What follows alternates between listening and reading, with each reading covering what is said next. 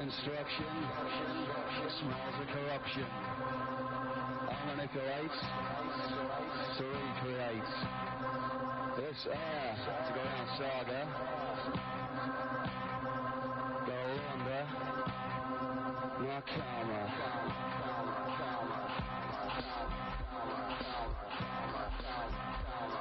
Go on, no karma.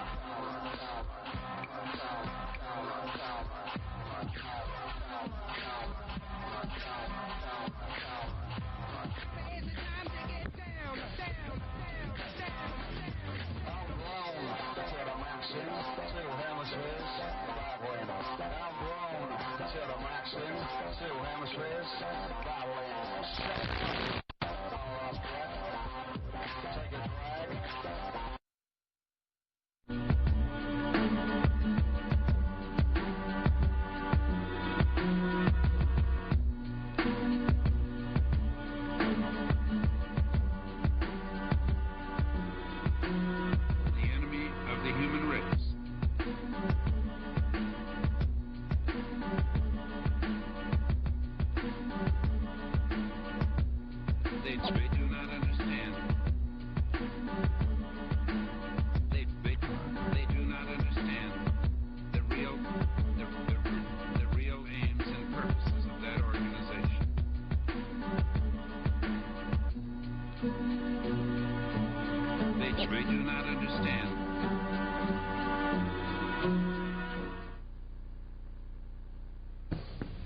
Go ahead.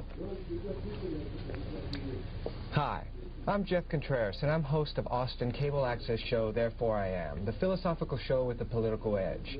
And boy, do I have quite a special treat for you today. For the next hour or so, we'll be talking to Fritz Springmeier, author of Bloodlines of the Illuminati. Fritz, thank you so much for being here today. Thank you for having me. It's a real pleasure. Fritz, your book has been out now for, actually it was republished, isn't that correct?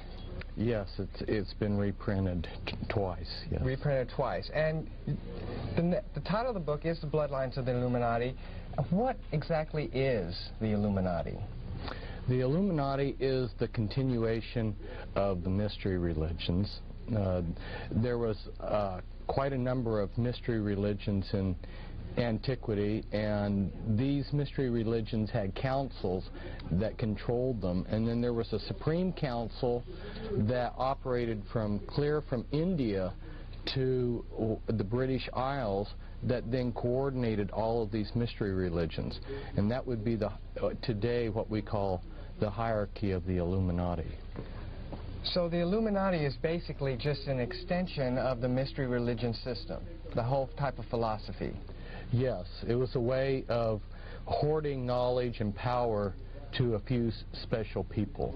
And how do they hoard the knowledge? Well, when I say knowledge, some of the knowledge is pseudo-knowledge, and some of the knowledge is actually scientific knowledge, which enabled, for instance, Christopher Columbus to be certain that he could sail across the Atlantic and hit land. He was associated with the Knights Templars, which is one of these secret societies associated with the Illuminati. So you've got different types of knowledge, but some of the knowledge is actually bogus. It's just claimed so that they can get people to join whatever mystery religion they're trying to offer.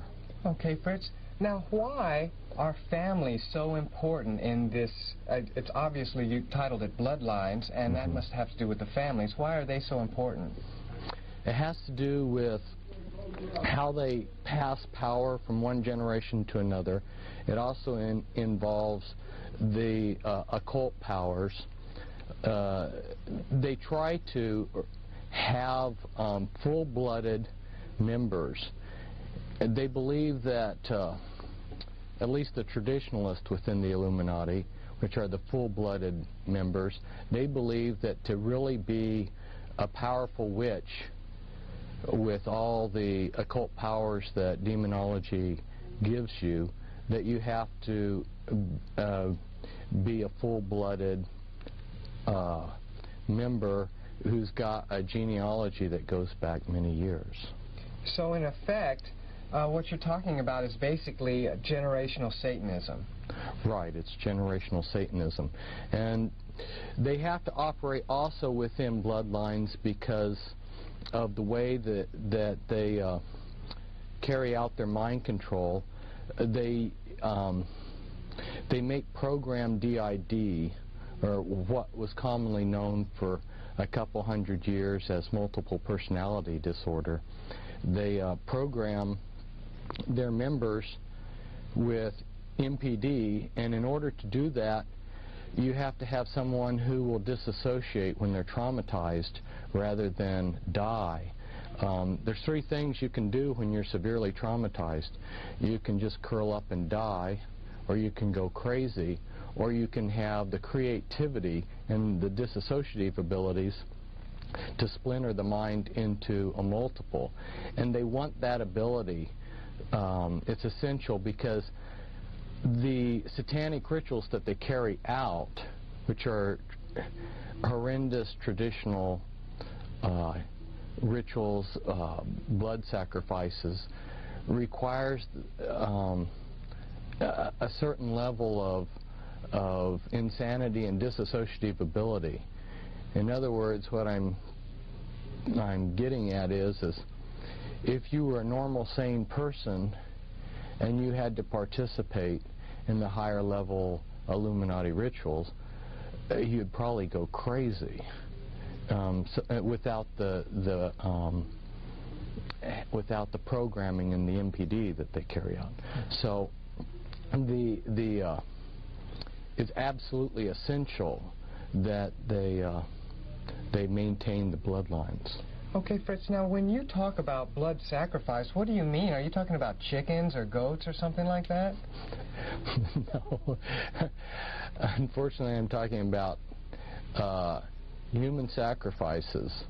This is, you go throughout the world and you examine the different cultures, and you'll find that human sacrifice has been fairly widespread. And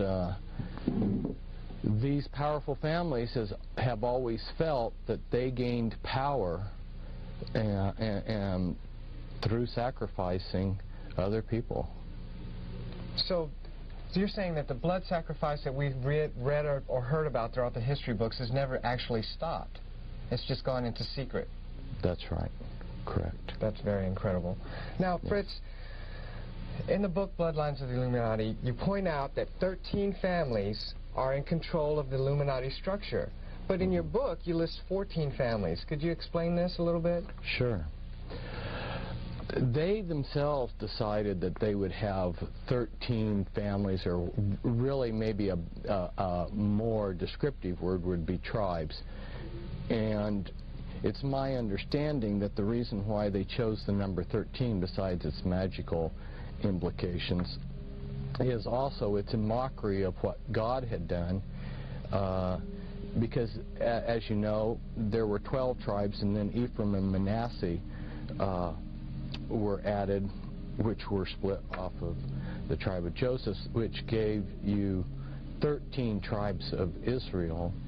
And so in mockery of that, then they have chosen 13 satanic bloodlines. But in working with people that were in the Illuminati and helping people get out of the Illuminati, I've gotten a fairly good handle on what last surnames they use. And although there's hundreds of, say for instance, Rothschilds in the United States, most of the descendants of the Rothschilds have other surnames. And so when I say bloodlines, that's more descriptive of families. And there are certain families within the entire context of the Illuminati that have become powerful in themselves, but aren't labeled by them as one of the top 13. And as there's a continual power struggle between everybody within the hierarchy, you have some factions that become more powerful, and as those families become more powerful, they deserve recognition of their own. So I listed the Reynolds and the Krupp family. Actually, I listed 2 extra besides the 13, the Reynolds and the Krupp family, because from the inside information I had gotten, they were very powerful. So what you're saying is that the families that are the top 13 families right now were not the top 13 families, say, of maybe 200 years ago, or even as far back as 1,000 years ago, that as these Illuminati families struggle for power within their own system, they replace some families with others and vice versa. Yeah, I believe that that process is ongoing. But I also believe that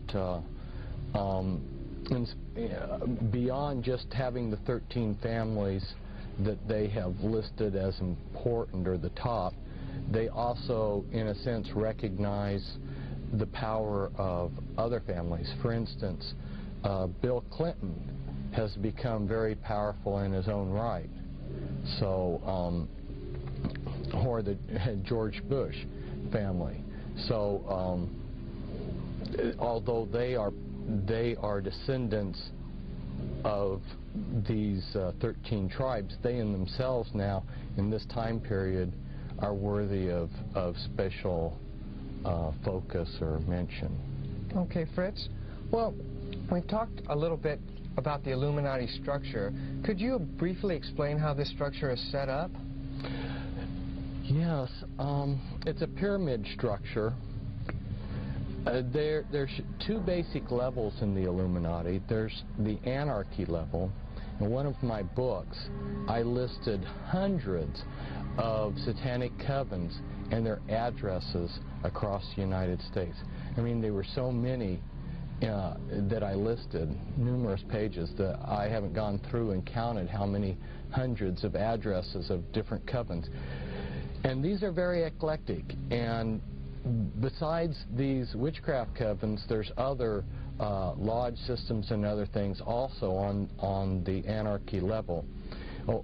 On the anarchy level, you can't discern any pattern because everybody believes differently.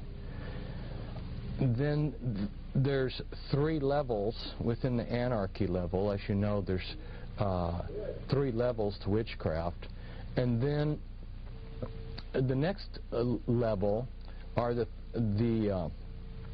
is the hierarchy level, which also has basically 3 levels to it. Although within those 3 levels there's ranks and grades, and above that there are councils that you can belong to that have special powers, and there's also special ranks and grades above those 3 basic grades. But yeah, it's basically anarchy level and hierarchy level with 3 levels to each of those. Now, how does this structure basically control, or why should we even be worried about the Illuminati? If there's just a structure that's out there with anarchy, and then there's the top structure that controls the anarchy level, isn't that just some type of contained system within itself? Why should we, as just normal everyday people, be worried about this? Well, the general public, as you probably know, is not concerned about this, but they should be, because all kinds of things, all aspects of their lives are influenced by these people. They're the movers and shakers of the world.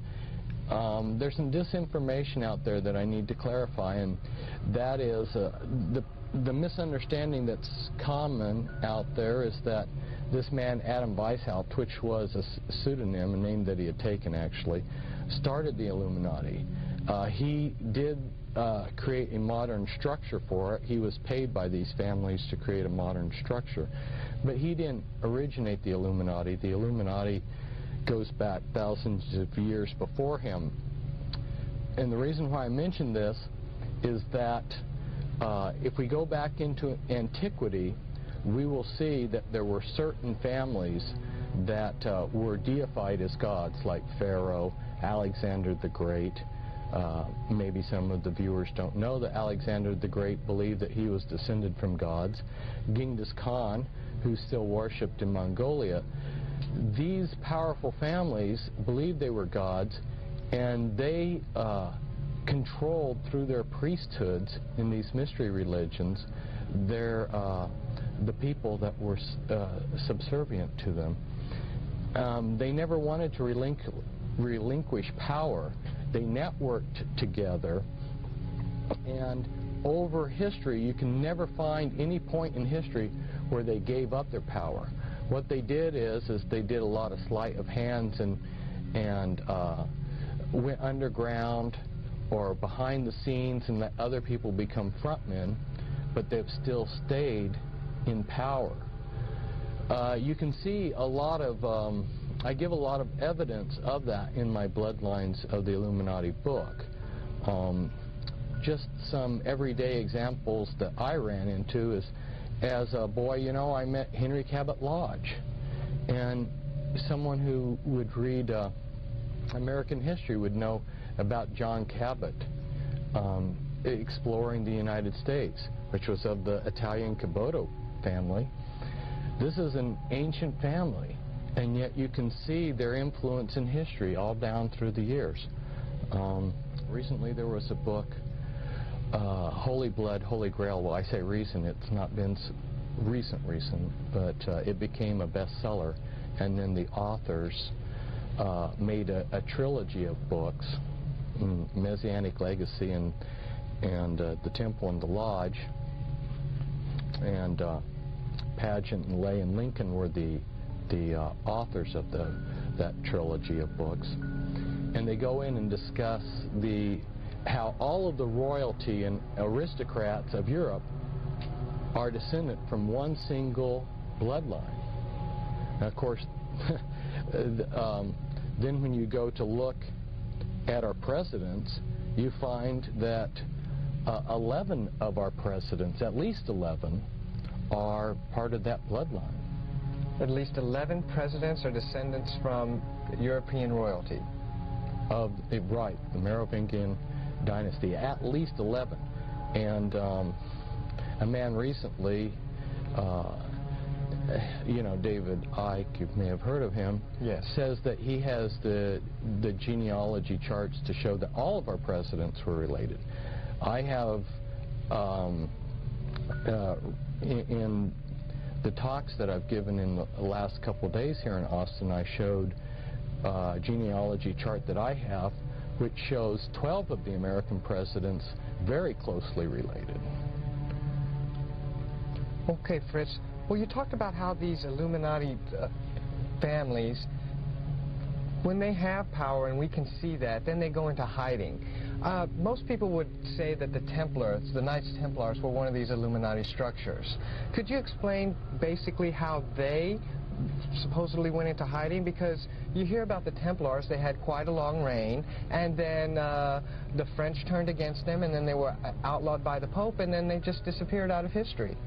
Right, and but they didn't. Although the Pope outlawed them, they were able to flee, and initially they went to places in Spain and Portugal, and from there they boarded ships and they sailed to Scotland. And there was a decision made to give Scotland its independence, and the Knights Templars that landed in Scotland then in the Battle of Bannockburn helped the Scottish gain their independence, and then became very prominent in the affairs of Scotland. Well, you know, Fritz, I saw the movie Braveheart, and I don't remember there being any Templar Knights in that movie. Yes, that's true, but the movie ended before the Battle of Bannockburn. Oh, all right, I understand now. Okay. Well, Fritz, now that we know basically a little bit about the Illuminati and about how they structure their system, can you give us a little bit of the mindset of these Illuminati families? I mean, why do these families, these 13 families and other families, feel that they have the right or the authority to control almost every aspect of our lives? These families,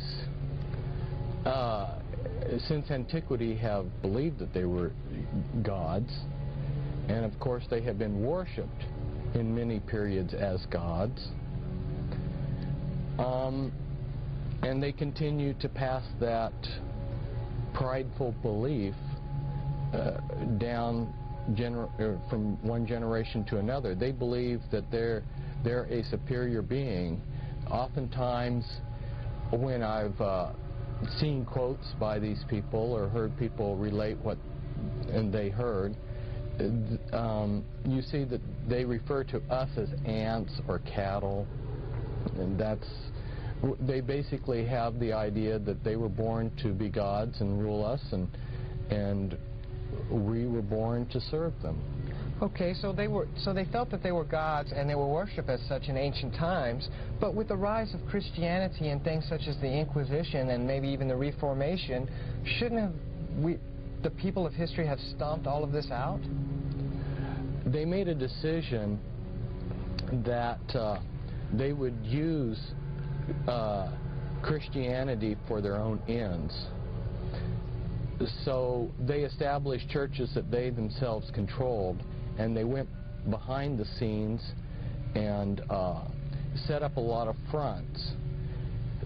So what you see, for instance, as proof of what I'm talking about, is at the end of World War II, there was a commission sent around Europe to examine all of the churches and cathedrals that had been damaged by the bombing, and they found something like 80% of these churches had hidden occult altars underneath the Christian altar that wasn't exposed until they were damaged. In other words, what was happening is these churches were built on ley lines, and satanic rituals had been secretly practiced in these Christian churches all down through the Middle Ages and up to present times. These were sacred sites that the churches were built on. In fact, some of them were built on very sacred druid sites and things like this. And so the Christian churches were simply functioning as a front so that these people could do their human sacrifices and so forth in secret. And of course, then they became pillars of society with their multiple personalities. They could have a front personality that was the ideal Christian, and on the Sabbat, on Friday night, they could be sacrificing somebody, and perhaps on Sunday morning, they could be the reverend that was giving the sermon.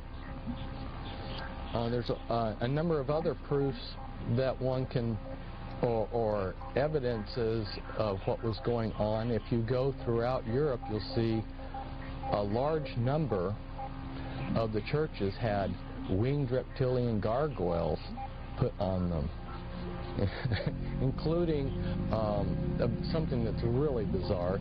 They would have people, statues of people bent over, how do you describe it on television? They're bent over taking a dump, you know. And this is on the side of a cathedral? This is on sides of churches that were built, that the statues built, naked people showing their bare bottoms.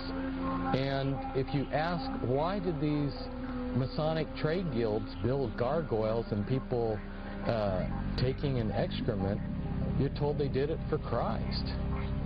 And I guess, Fritz, people really don't understand is that most of Christianity evolved from the Catholic religion.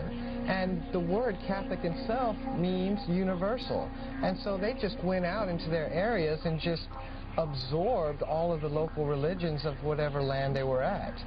That's very well said. There were a number of mystery religions that bestowed their authority into the Catholic Church. For instance, the mystery religion of Dagon had which was the fish god. And you'll notice that one of the symbols that the Christians use today is the fish. And the Pope's hat, his mitre hat, was the crown of authority of the head of the mystery religion of Dagon. Mm-hmm. So he at one point in history was given the authority to be head of that mystery religion. And so yeah, the Catholic Church was a good way to also absorb a lot of the paganism, right, besides being a front for the more serious hardcore. So you mean, Fritz, when I'm driving around in my car and I see another car in front of me with the little fish symbol on the back of it, that the symbol, in reality, even though they believe it represents Christ, is really a symbol for the Dagon mystery religion? I don't think that you'll find Christians putting it on there because they worship Dagon. But all I'm doing is saying a lot of these symbols have histories beyond what the Christian Church thinks about. You'll find a lot of, well, for instance, I have personally with my own eyes seen a good number, or I don't know if good is the word for it, but I've seen a number of churches with the Masonic Knights Templar logo on the side of their churches. And what logo is that? It's a cross and a crown. Cross and crown. Right. Okay. It's a particular, it's designed a certain way, and it's very clear that it's a Masonic symbol. And there's a lot of other symbols. I've seen all-seeing eyes. There's Catholic churches that have the Illuminati all-seeing eye, you know, that's in the pyramid. Well, speaking of the all-seeing eye, our local cable outlet, basically who helps us put on this show here, Time Warner in Austin, their symbol for their corporation is an eye. Isn't that kind of funny? Yes, well, it all ties together. It's an enormous thing that's to someone who hasn't been initiated into, who hasn't studied this, the whole the subject is so vast and so incredible that it's really difficult to absorb. That's why I really strongly encourage someone to begin by reading the Bloodlines of the Illuminati book, where I have the time to lay things out systematically, so you can see that this thing started in antiquity. These people controlled everything back then. They never gave up control, although they have worked through trade guilds and the Masonic Lodge and other things. They've always had the power. They never gave up the power. And when this country was created, we thought that we were getting away from the aristocracies and the kings of Europe. But lo and behold, like I said, you know, I can document that 11 of our presidents are related to the royal family in the United Kingdom. Boy, I tell you, Fritz, this all sounds so incredible, just like you said. When you were doing research for this book, how much documentation did you actually find which supports your outlook and beliefs on the Illuminati? Well, I've done many years of research, and I was just joking with somebody that I was visiting this morning, because when I moved into my new house, I had been telling people I had 100 boxes of papers, you know, documentation, newspapers and stuff that I collected. But after I had filed those away, and I counted, I had 140 boxes left. So a lot of what I have learned was because I've worked for years with people that are trying to escape the Illuminati, and they helped my learning curve greatly. They point me in the right direction. And a lot of information is right there if we scratch below the surface. But they realize that there are very few people like me that are going to be looking in the right direction and scratching under the surface. So, and they don't have time to hide it all. So there is an enormous amount of information out there that relates to these families. And I just am the type of person to plow through enormous amounts of information. That was just, I guess, the gift that God gave me. So what you're saying then, basically, Fritz, is that the information is out there, and really all you have to do is begin to search for it. Is that correct?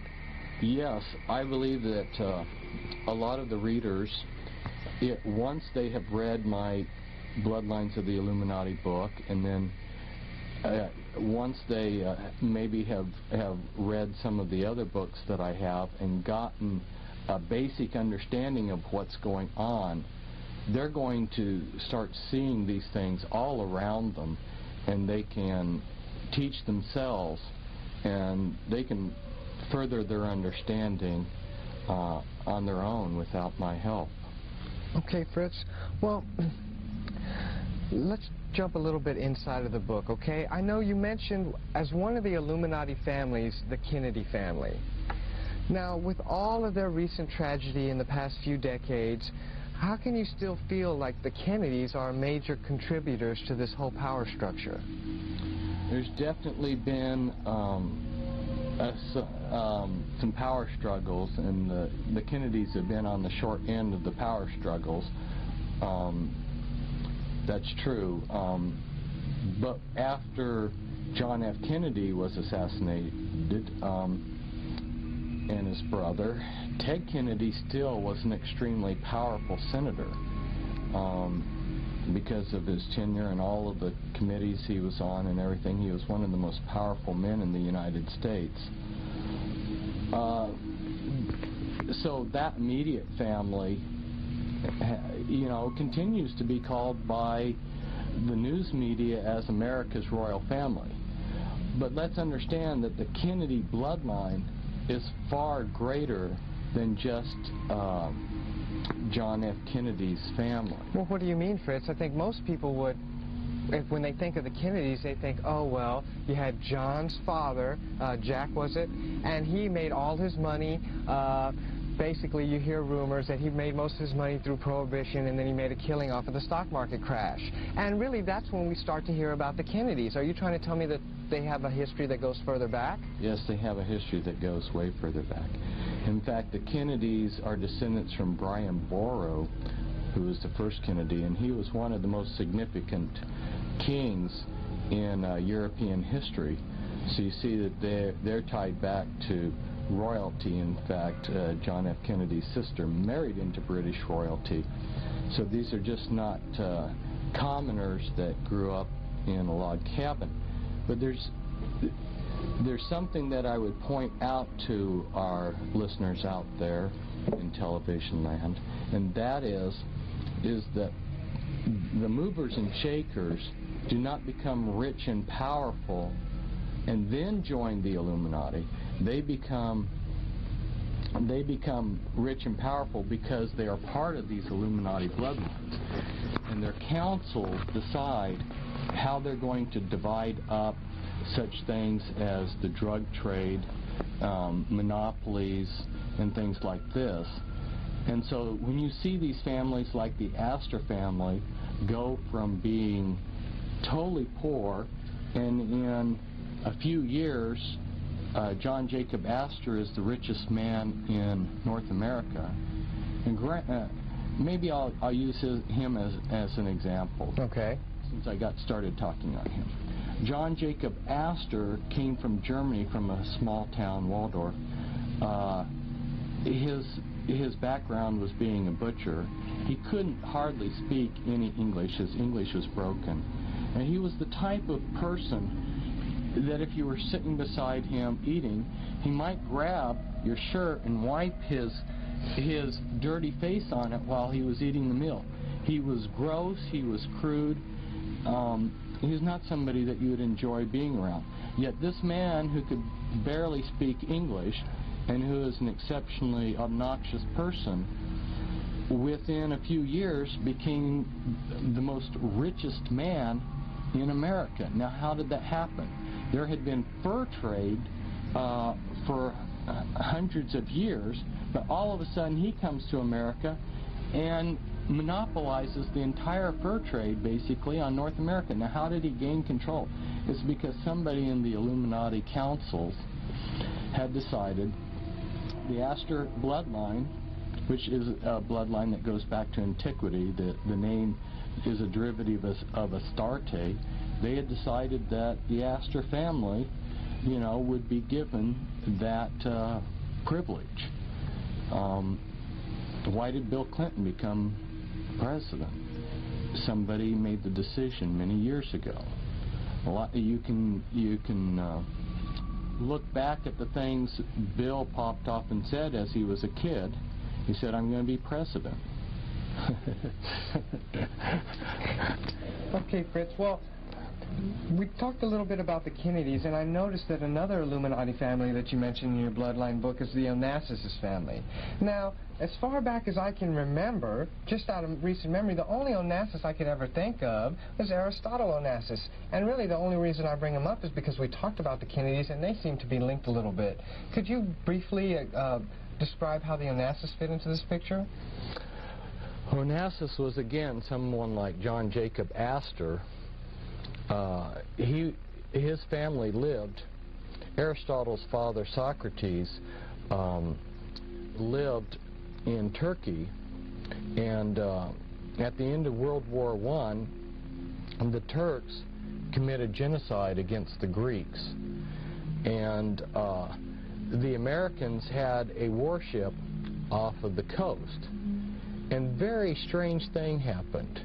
I mean, you have millions of Greeks being killed, but for some reason this American warship sends a party of Marines ashore, and the one person they rescue is some obscure boy named Onassis.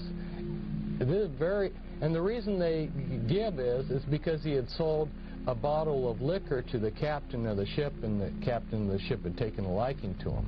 Well, that's a nice story.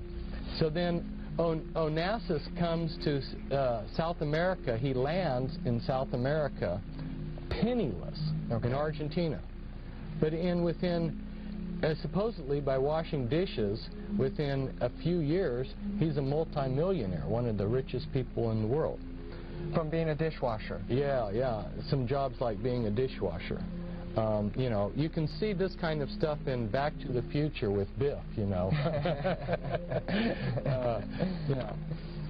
And this is what we're talking about. So what I'm getting at is he became rich because he was in one of these bloodlines.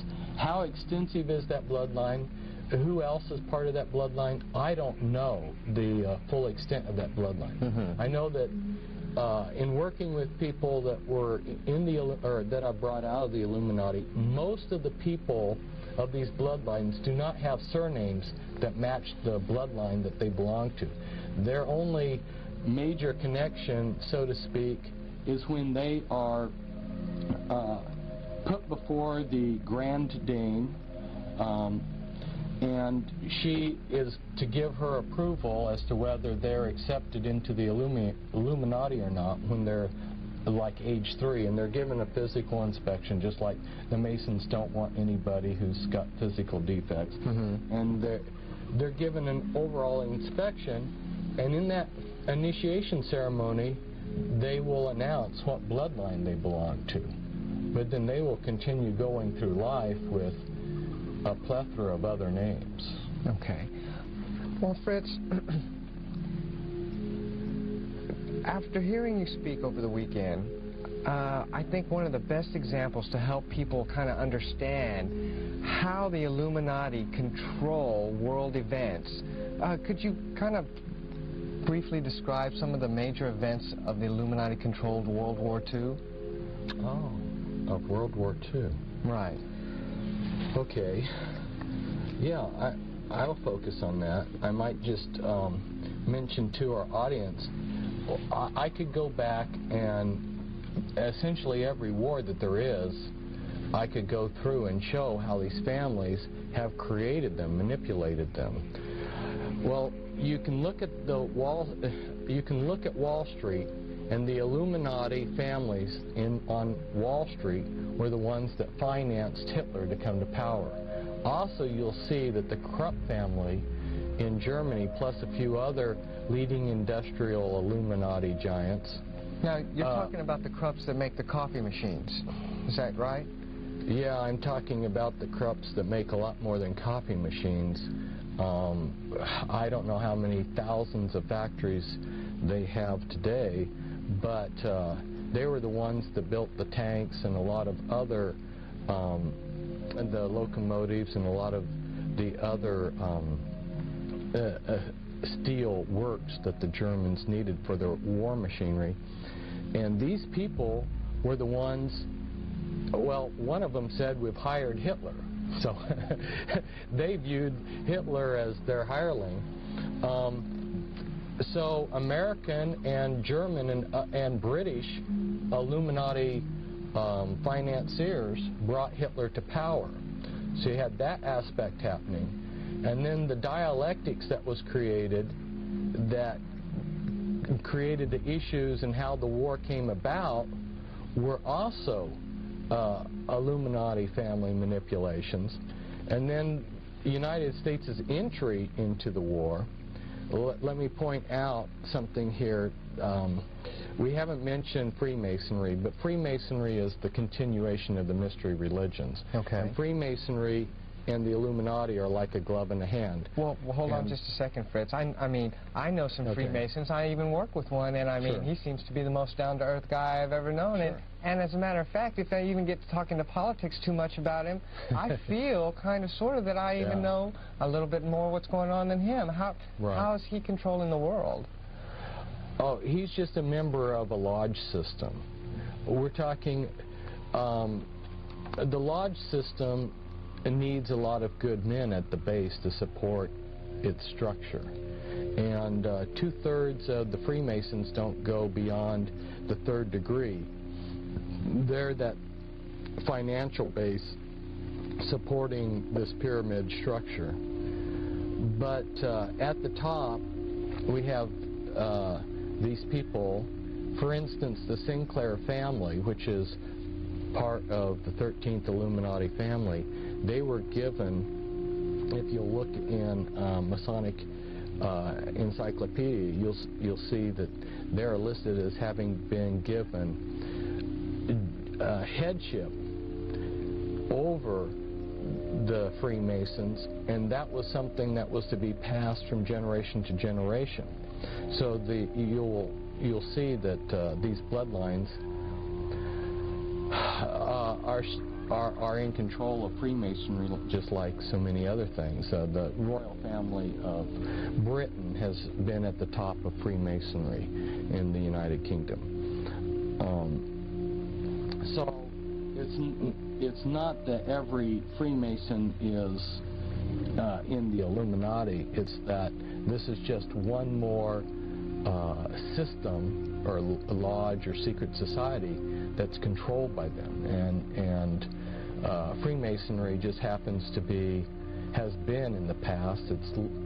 It's no longer so much the powerful tool that it was in the past, but it's been one of their most powerful tools in the world for carrying out what their agenda. Okay.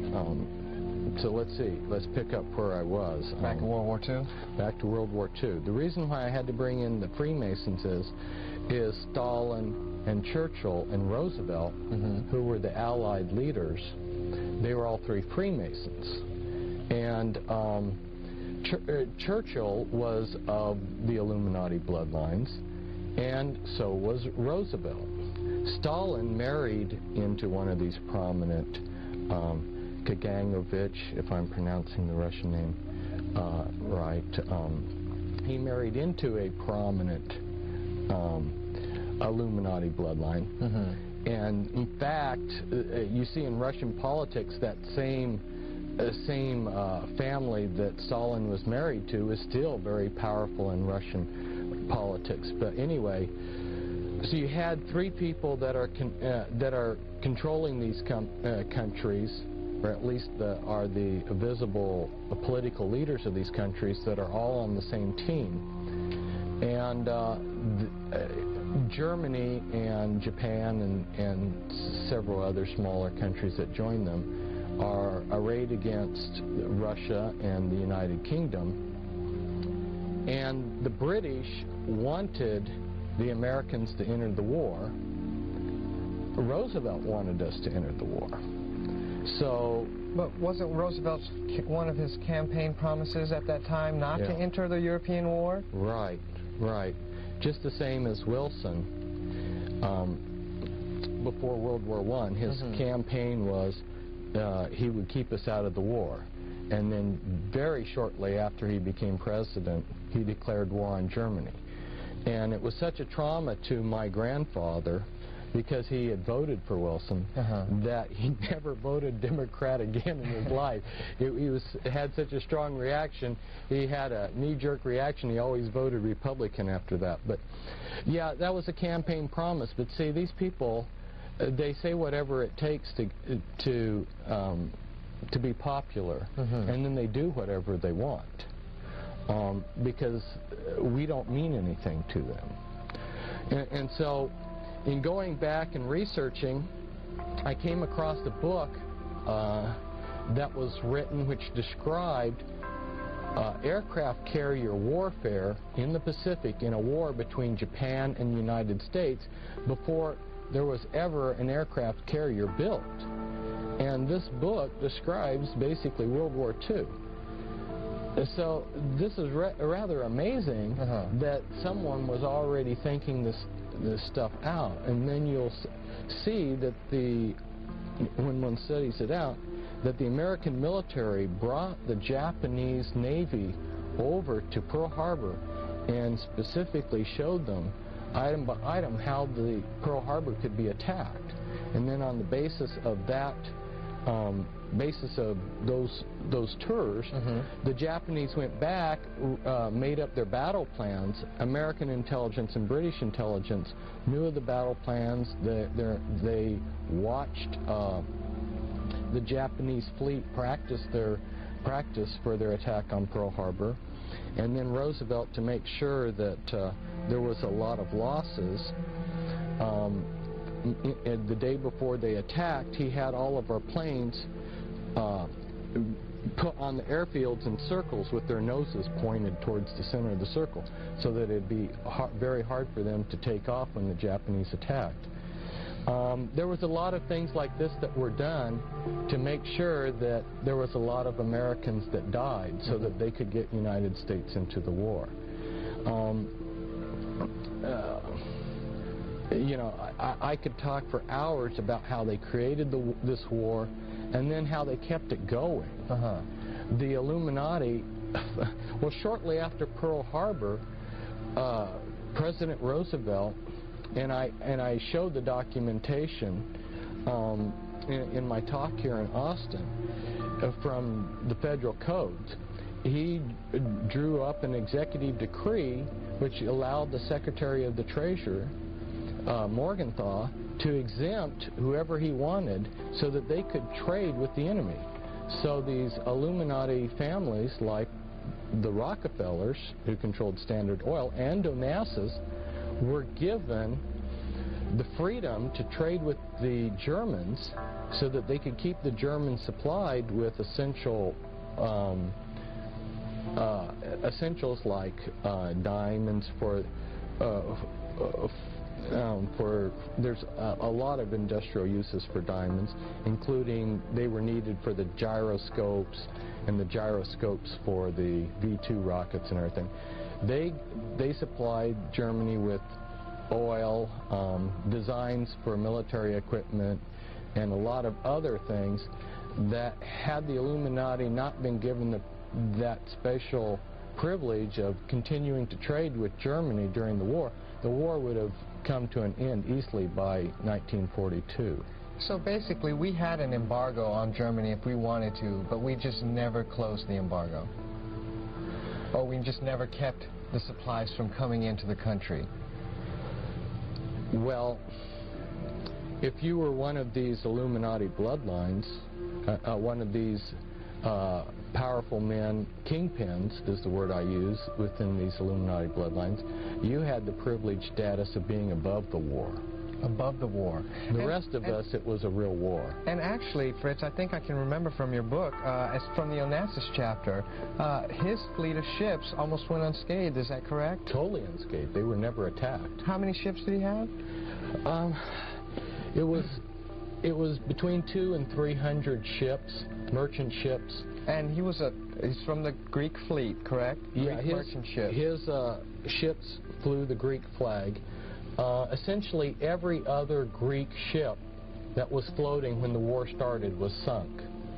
But his ships went in all of the theaters of the war, the Mediterranean, the North Sea, and they were never attacked by either side. It took collaboration at the highest levels for him to travel around in a world war without anybody bothering him, while he made millions, perhaps billions of dollars off of the whole thing. This is incredibly fascinating.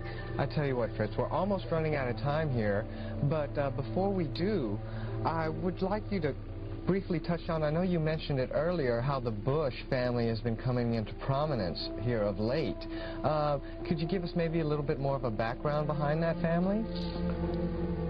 Some of our listeners out there may be familiar with the Order of the Skull and Bones, which is a chapter of the Illuminati, and that they have rituals with satanic undertones. One of the things that they do is lay in a pile of manure when they're being initiated and say all of their sexual exploits. Yeah, I know. Satan causes his minions to do degrading things that they think, for some reason, because their minds get warped, that this is something great. The Bush family is related, it's one of those families that's related back to British royalty. Mm-hmm. And Bush was head of the CIA. And I think it's significant to point out, if our listeners haven't caught it already, they may have already noticed this themselves, but you had the head of the KGB. You know, the KGB has been running Russia and the USSR, and over here we had the head of the CIA, George Bush, who becomes president, and now his son is running. It should make people realize that at least that the intelligence agencies have co-opted these countries, but it's deeper than that, because the intelligence agencies are being used as a front for these powerful families.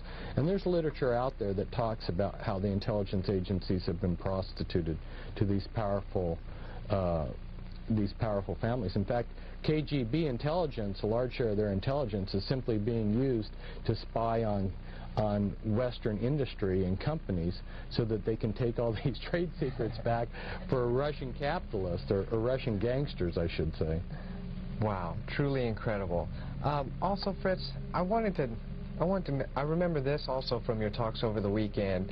I don't want people to think that you're like the only person out there talking about it, and not just today, but I mean throughout history. I remember you mentioned how Senator McCarthy, most people think out there that McCarthy was just afraid of communists, but it's really, from your research, Fritz, do you really think that was the case?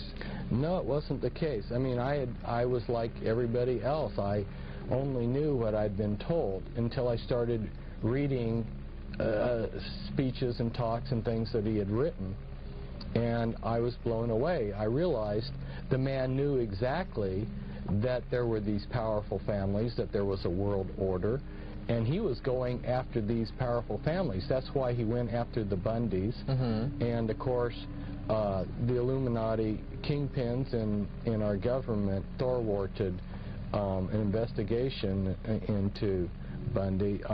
Yeah, he really understood, and so because he was after these powerful people, these movers and shakers, they have used him as a verbal punching bag.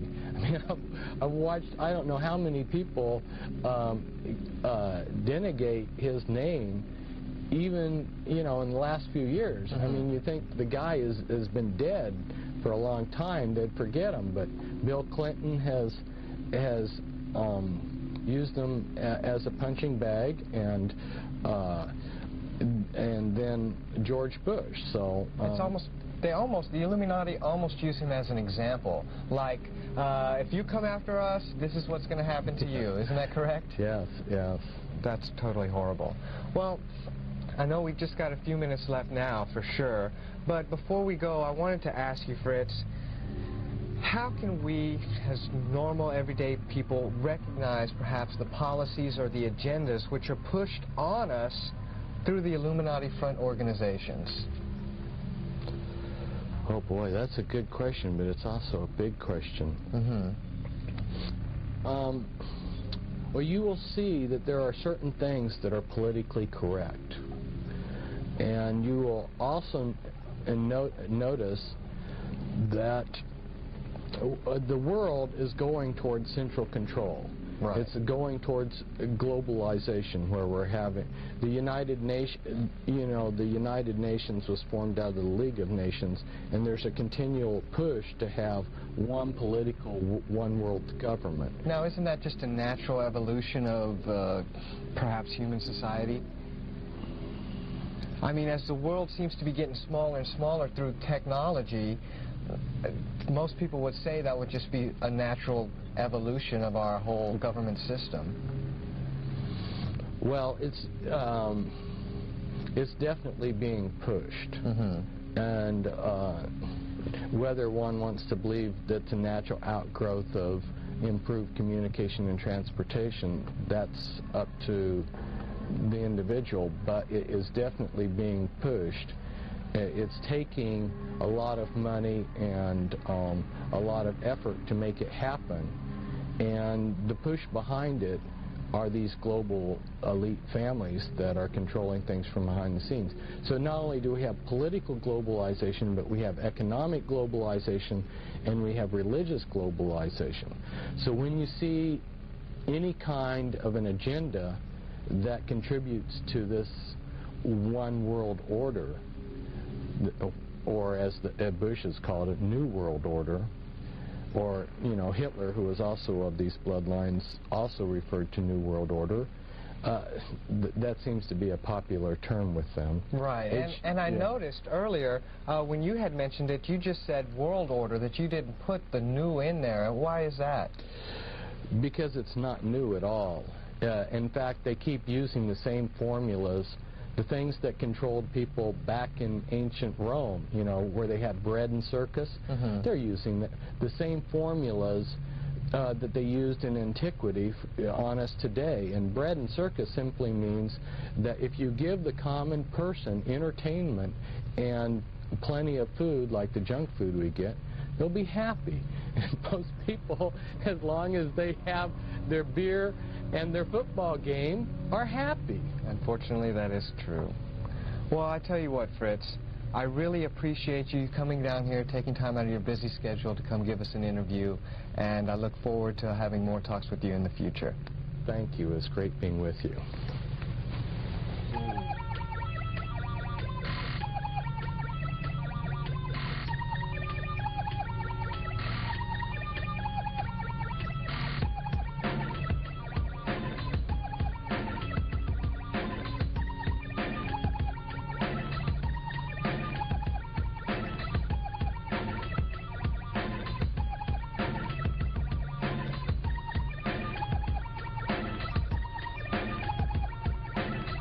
And you get them are prepared for the New World Order. They've been preparing people for many years, and it's almost here. It's almost here.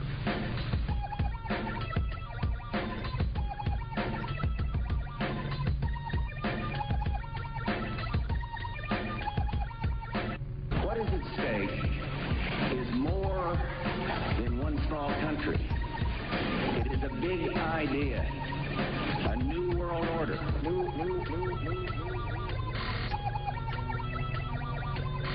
Order.